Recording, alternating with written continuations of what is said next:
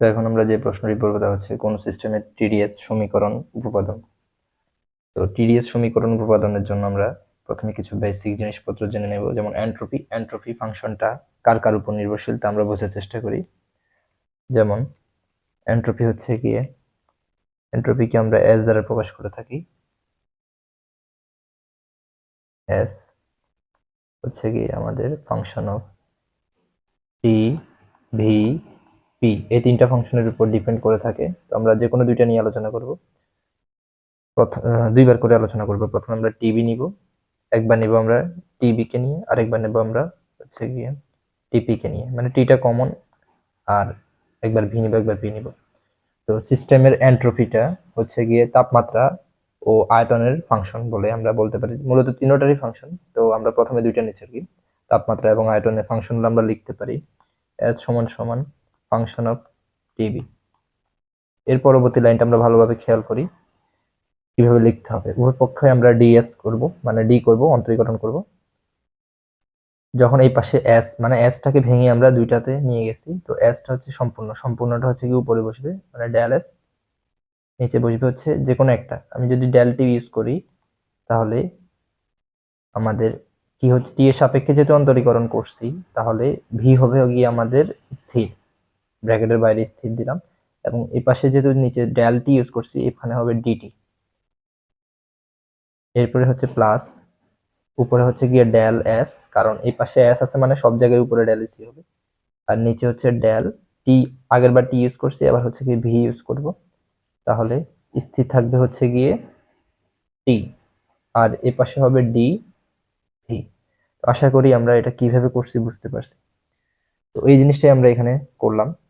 এর পরবর্তীতে আমরা উভয় পক্ষে টি দ্বারা গুণ করে দিলাম। তাহলে উভয় পাশে যদি আমি টি দ্বারা গুণ করে দিই, তাহলে হচ্ছে কি আমাদের টিডিএস হয়ে গেল সমান সমান T into del S del T এবং ভি ডিটি সমান সমান না, এখানে plus T into del S del V T DV.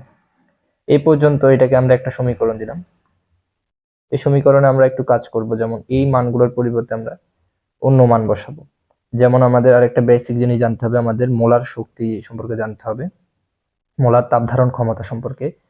Molar তাপ ধারণ ক্ষমতা হচ্ছে গিয়ে আমরা সি দ্বারা প্রকাশ করে থাকি, এবং মোলার তাপ ধারণ ক্ষমতার মধ্যে দুই ধরনের হয়। একটা হচ্ছে স্থির আয়তনে বললে সেখানে হবে ভি, আর স্থির চাপে বললে তাকে আমরা প্রকাশ করি সিপি দিয়ে। তো আমরা এই সমীকরণে আমাদের হচ্ছে গিয়ে সিবি দিয়ে বের করতে পারি, কারণ আমাদের হচ্ছে সমীকরণটা শুরু করেছিলাম বি দিয়ে, এখানে কোনো পি নেই, ভি দিয়ে শুরু করছি, সেজন্য আমাদের এখানে ভি এরটাই লাগবে। তাহলে সিবিটা বের করবো আমরা। স্থির আয়তনে মোলার তাপ ধারণ ক্ষমতার সূত্রটা হচ্ছে সিবি সমান সমান ডিকিউ বাই হচ্ছে ডিটি। সূত্র হচ্ছে ডিকিউ বাই ডিটি, দুই জায়গায় ডিকিউ বাই ডিটি।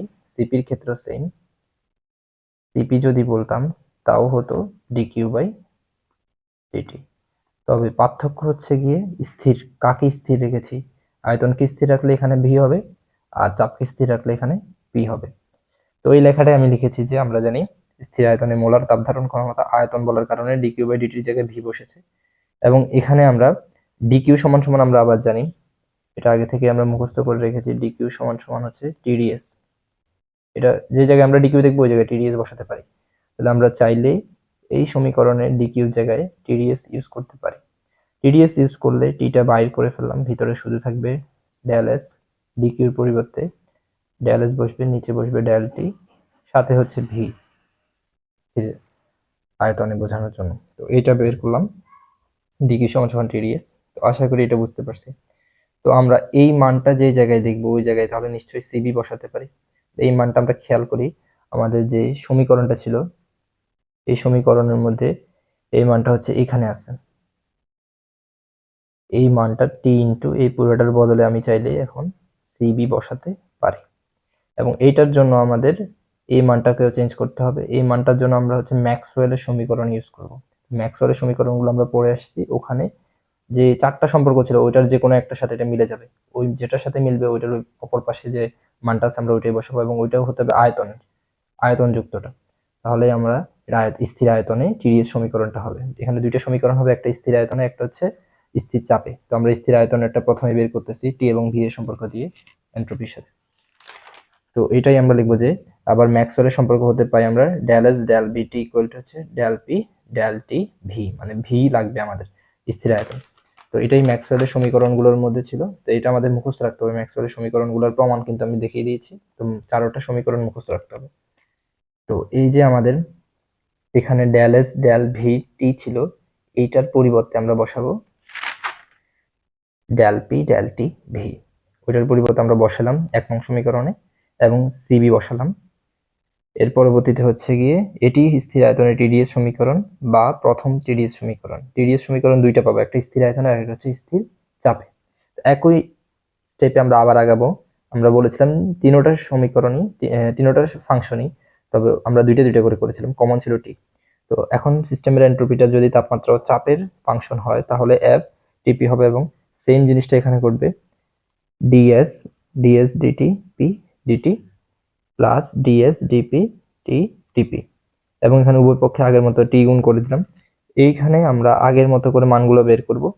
যেমন এখানে এটার পরিবর্তে আমরা চাইলে লিখতে পারি কি, এই পুরোটার পরিবর্তে সিপি লিখতে পারি, কারণ চাপ হচ্ছে কি এখানে স্থির চাপে, যেমনটা আমরা একটু আগে বের করেছিলাম যে ডিকিউর পরিবর্তে যদি টিডিএস বসাই এখানে, তাহলে হচ্ছে কি সিপি সমান সমান বের হবে T into T del S by del T P. তাহলে এই মানটার পরিবর্তে চাইলে আমরা সিপি বসাতে পারি। তাহলে এখানে এই মানটার পরিবর্তে আমরা সিপি বসাবো, এবং এটাও ম্যাক্সওয়েলের সমীকরণ। তো ম্যাক্সওয়েলের সমীকরণ মনে রাখতে হবে আমাদের। ম্যাক্সওয়েলের সম্পর্ক হতে পাই এটা সমান এইটা, এখানে একটা মাইনাস থাকে এবং এই মাইনাস সহ আমরা বসাবো। তো টিডিএস সমান সমান এই 2 নম্বর সমীকরণের মানগুলো বসাচ্ছি। এটার পরিবর্তে আমরা সিপি বসালাম, সিপি ডিটি, এবং এই মানটার পরিবর্তে আমরা এই মানটা বসালাম পি যুক্ত স্থির চাপে, এবং যেহেতু মাইনাস চিহ্ন আছে এখানে একটা মাইনাস আসলো ডিপি। তো এটি হলো স্থির চাপে দ্বিতীয় টিডিএস সমীকরণ। তার টিডিএস সমীকরণগুলো আমরা কিভাবে বের করতে হবে তা বুঝলাম। তো এইভাবে করে আশা করি আমরা উত্তরটা করতে পারবো।